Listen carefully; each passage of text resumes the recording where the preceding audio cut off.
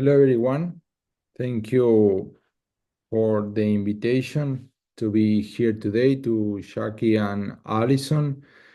It's a pleasure for me to be here to talk about reducing enteric methane emissions in U.S. Holstein cows.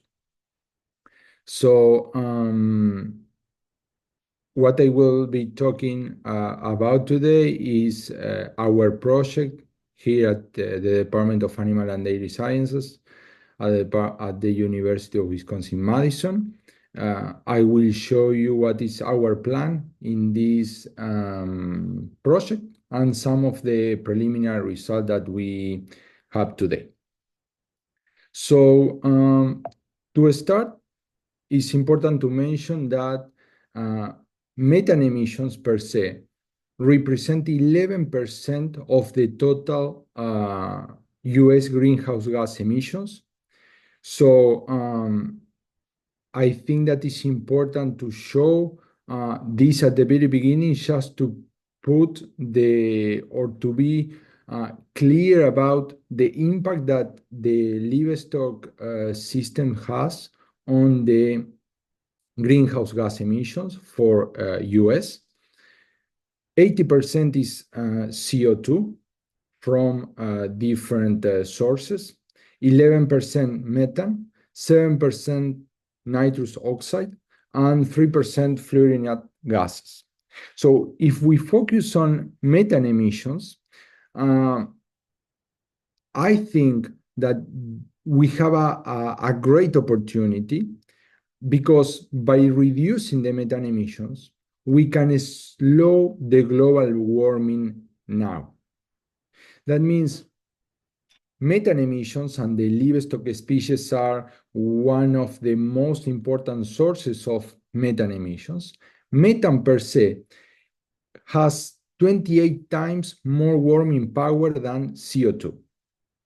That means methane in the atmosphere can trap 28 times more heat than CO2.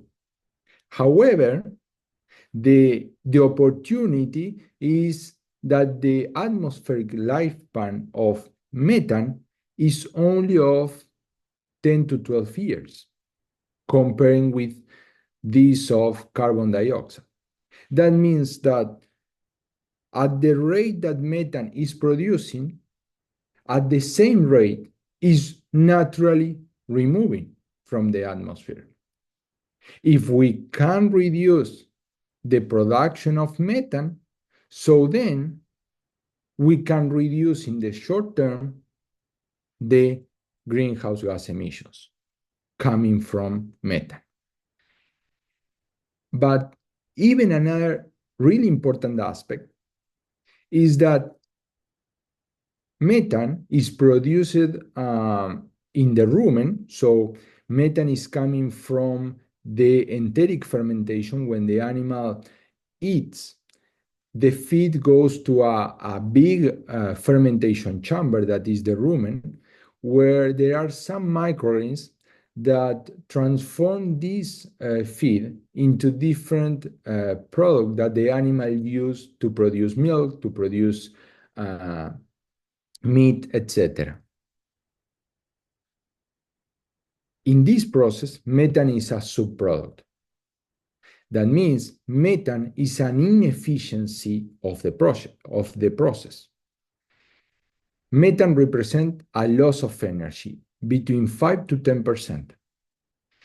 If we can reduce the production of methane emissions by the livestock species, by the ruminants, so then we will have animals that are more feed efficient. So we have we know that there are different mitigation strategies for methane. One of them is the selective breeding. So we can select animals that produce less methane. There are also nutrition strategies. Nowadays is very popular the use of the diet manipulation, or including feed additives in the diet, and also microbial interventions. So try to manipulate somehow the microbes in the rumen to reduce the emissions. Our plan in particular is to mitigate enteric methane emissions from dairy cattle. And for that, we are thinking on, or we are planning on provide three kinds of solutions. Genetic solutions, so we are phenotyping and we are building the reference population for a future genomic evaluation for methane emission traits, the first in US dairy cattle, that will allow us to select animals for methane emissions.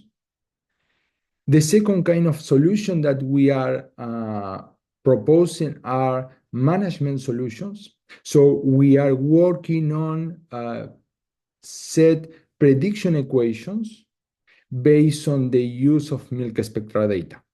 Think about that. We are planning to use milk samples. So we go to a farm, we collect a milk sample, and using this milk sample, we can know how much methane is producing the cow with a milk sample.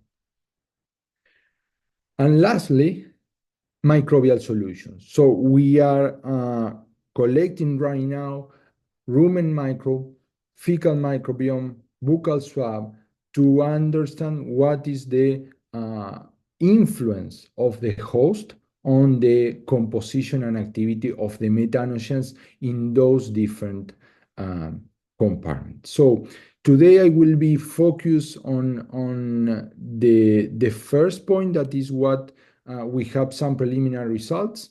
Genetic solutions, I will show some about management solution and what is our plan for the microbial solutions.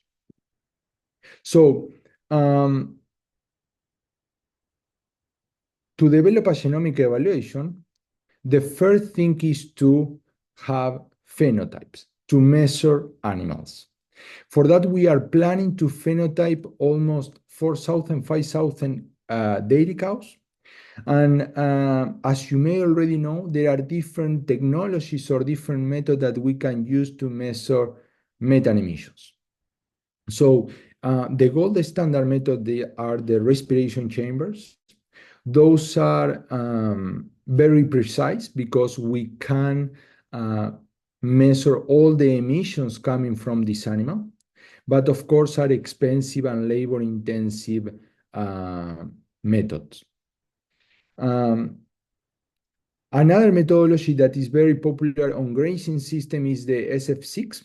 So we use a tracer gas to measure the methane emissions.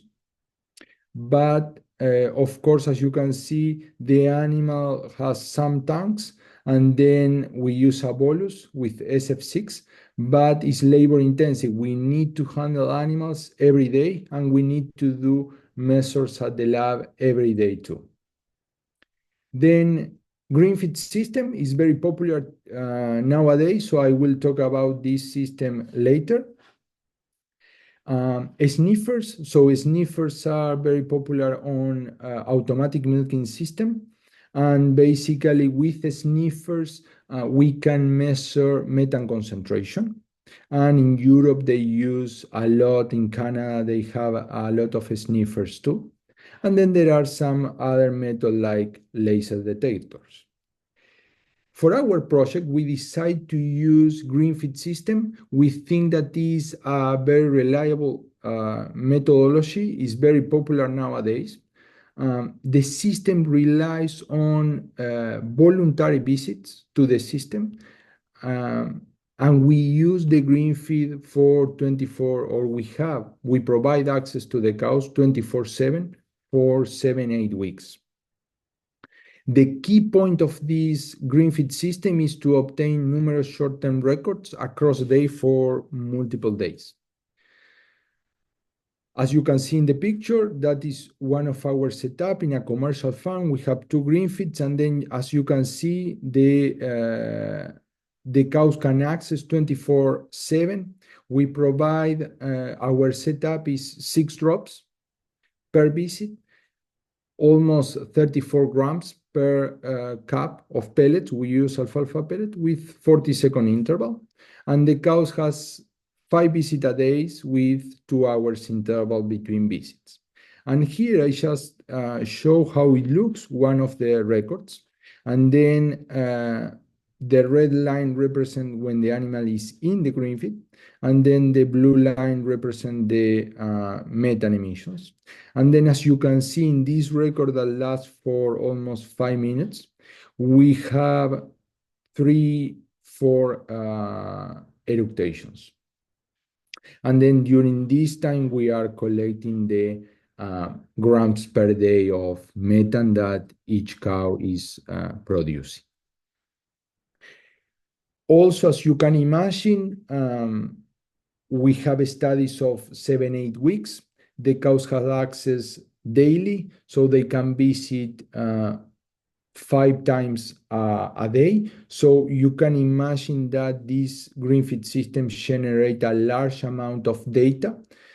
To that, this year we developed our package, Green Feeder, that basically provides some tools for people that is working with green feed to handle this data. So you have function to download data from the API. You have functions to report and generate daily report of your data, and then also to process your green feed data. But you can see more information about this package in CRAN that is available, and then also in my GitHub. So nowadays we have green feeds in research farms. So there you can see pen 30 in Arlington. You can see 2 green feeds. This is a pen with 64 cows.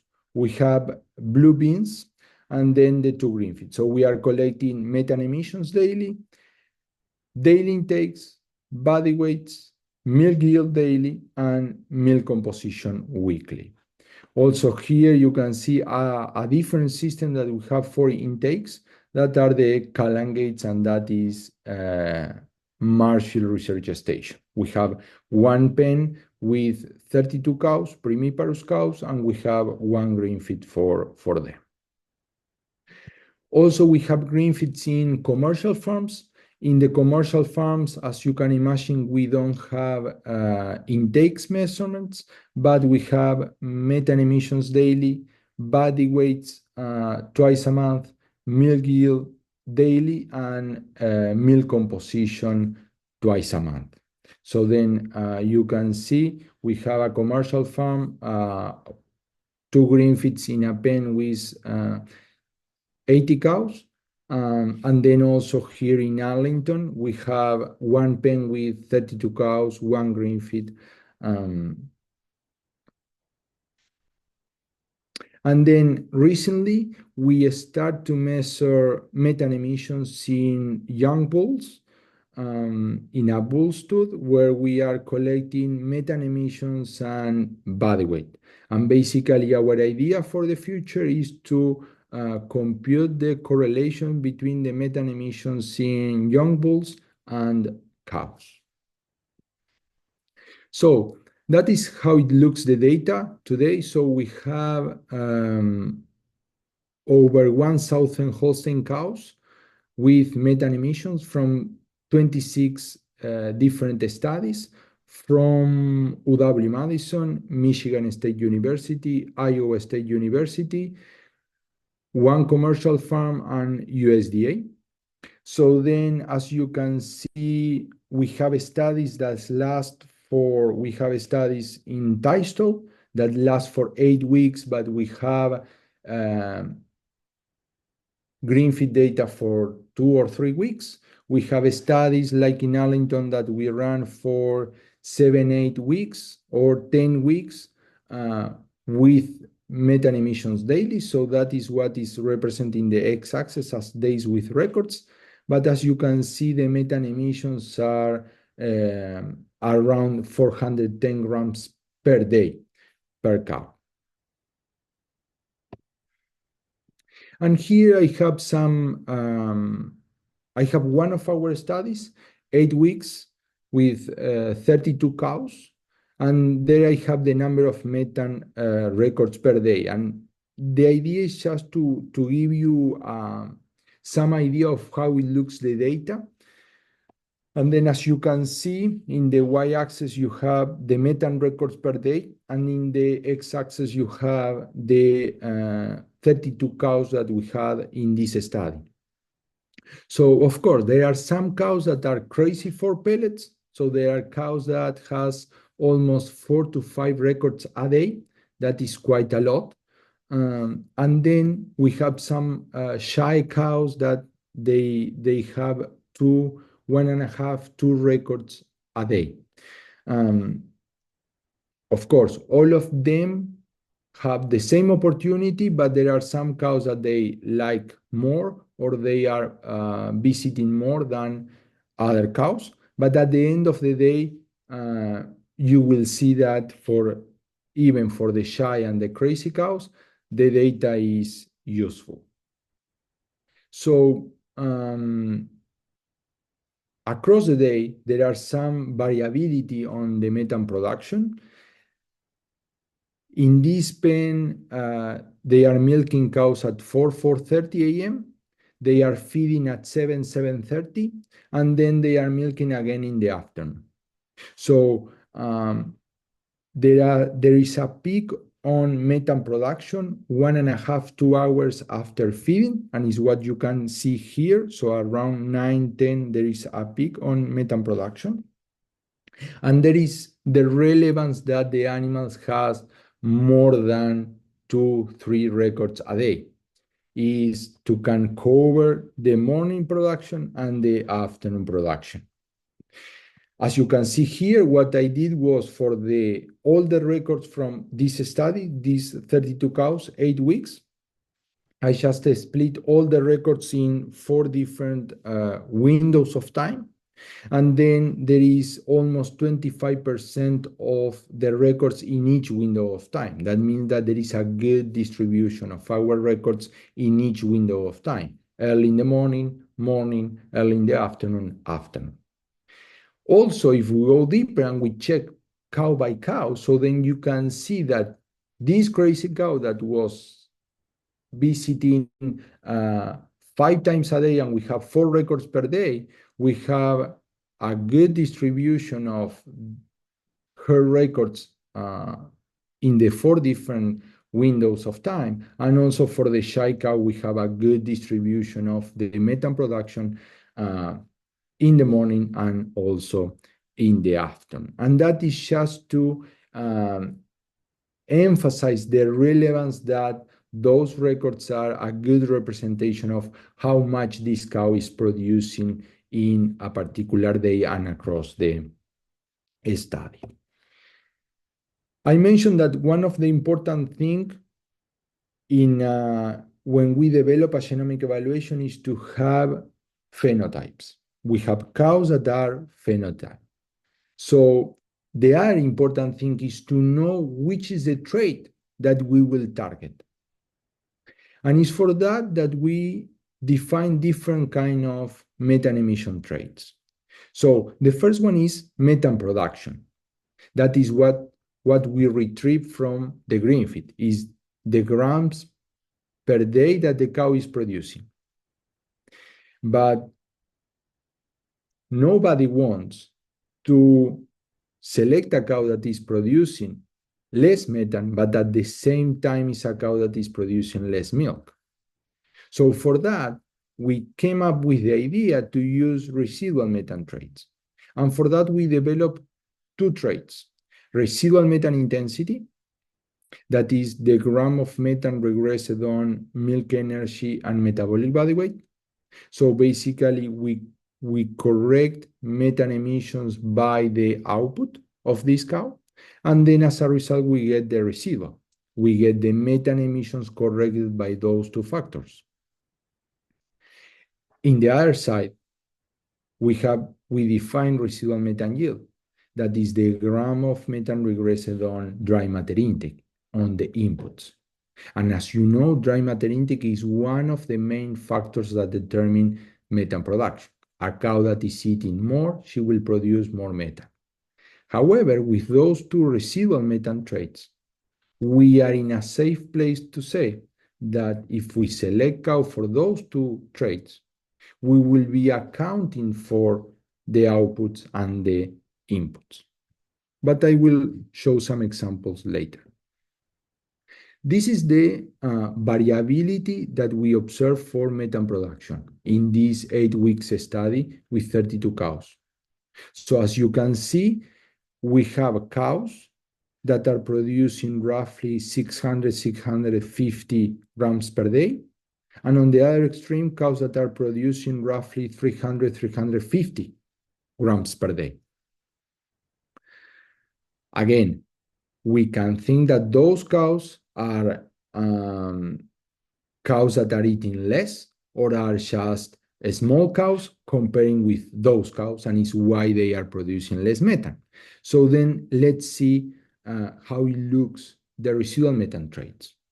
So here, residual methane trait is basically the observed methane production minus the predicted one.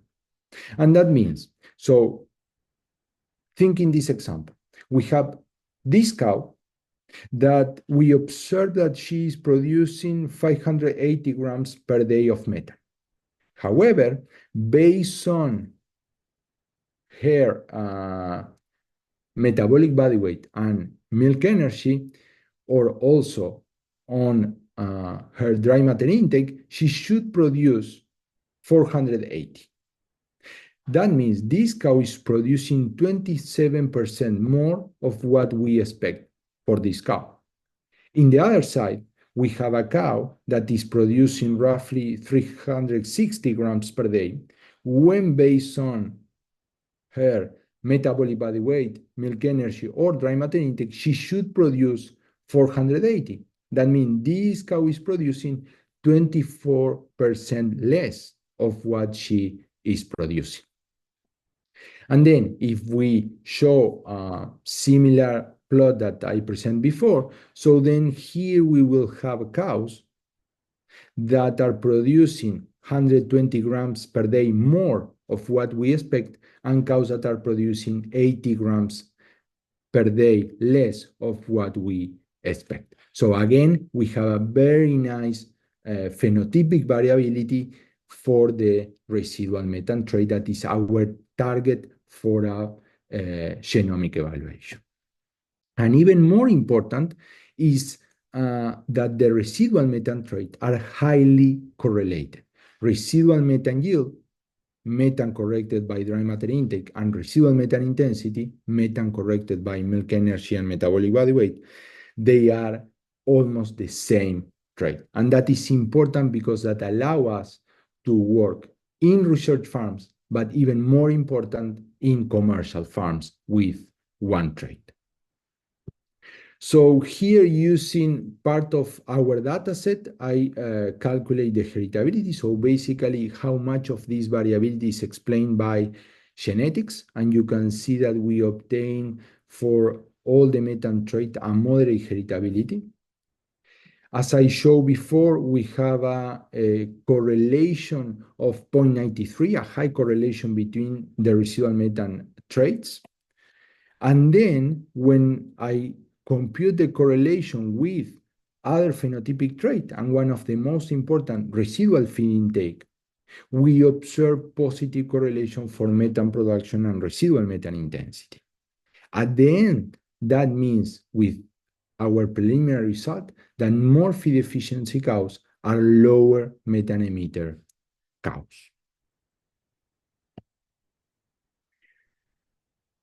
So as I mentioned at the beginning, the idea is to propose three kinds of solutions. So I just talk about genetic solution. Let's talk about what we are doing to provide management solutions.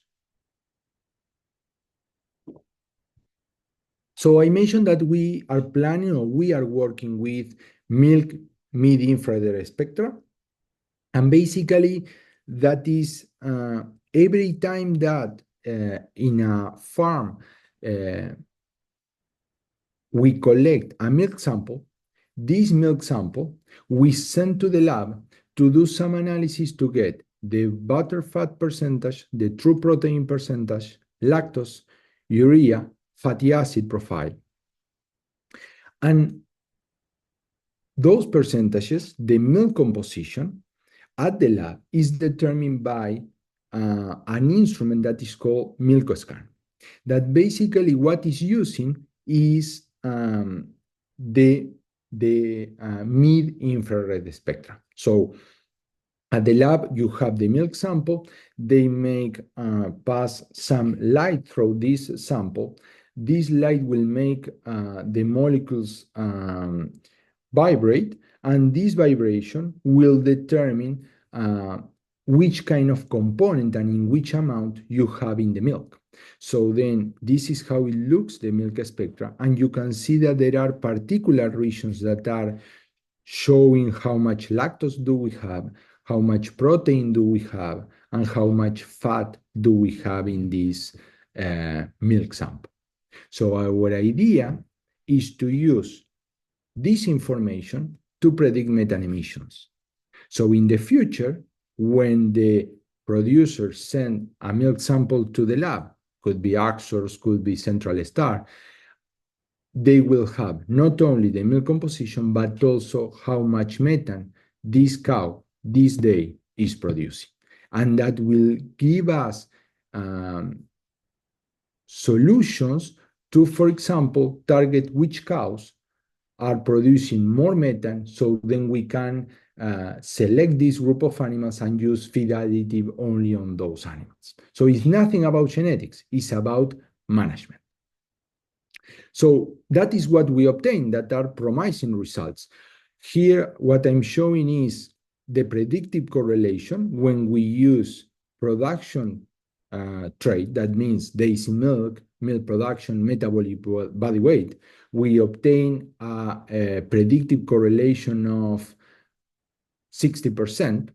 And then when we include the spectra in the model, we reach a 75%, 60% of correlation.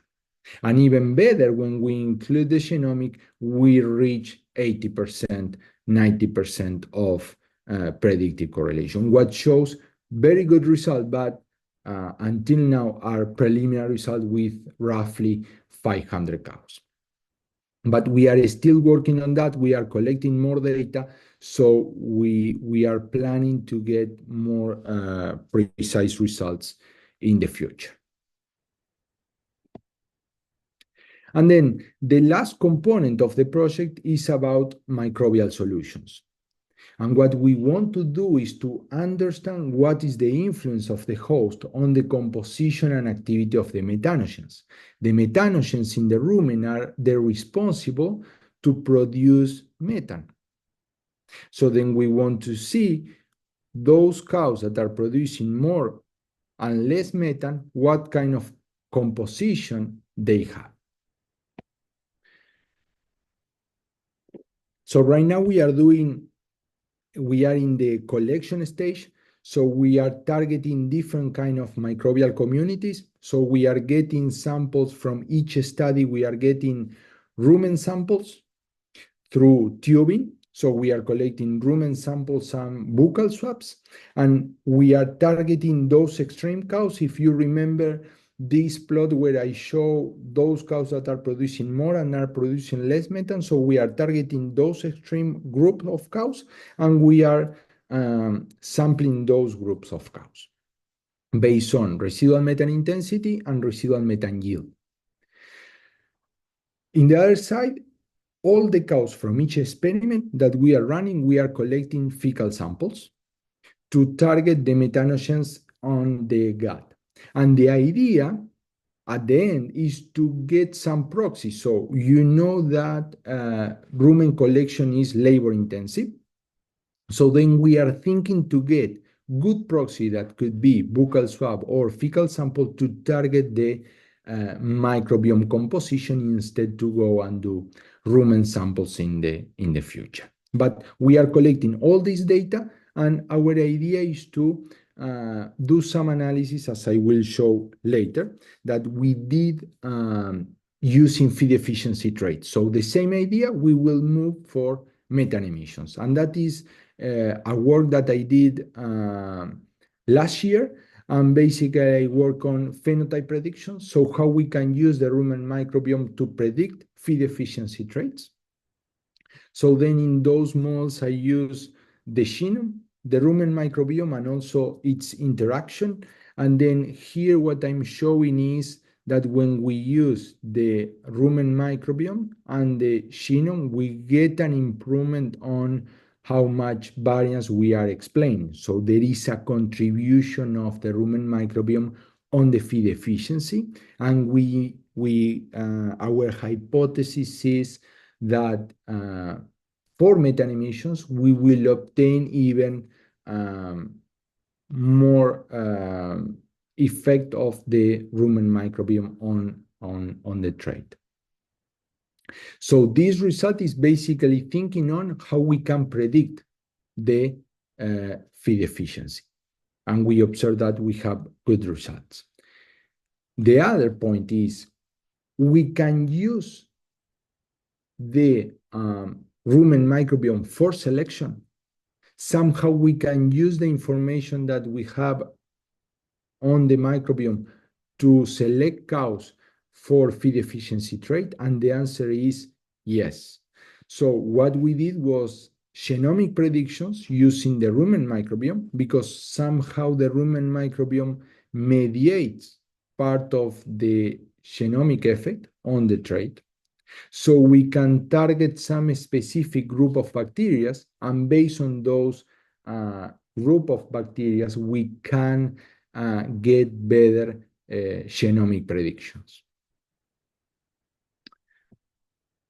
So, as a take-home messages, remember that what I showed before are preliminary results. One of the most important things is that the phenotyping is in progress. So right now we have over 1,000 cows with phenotypes and genomic data.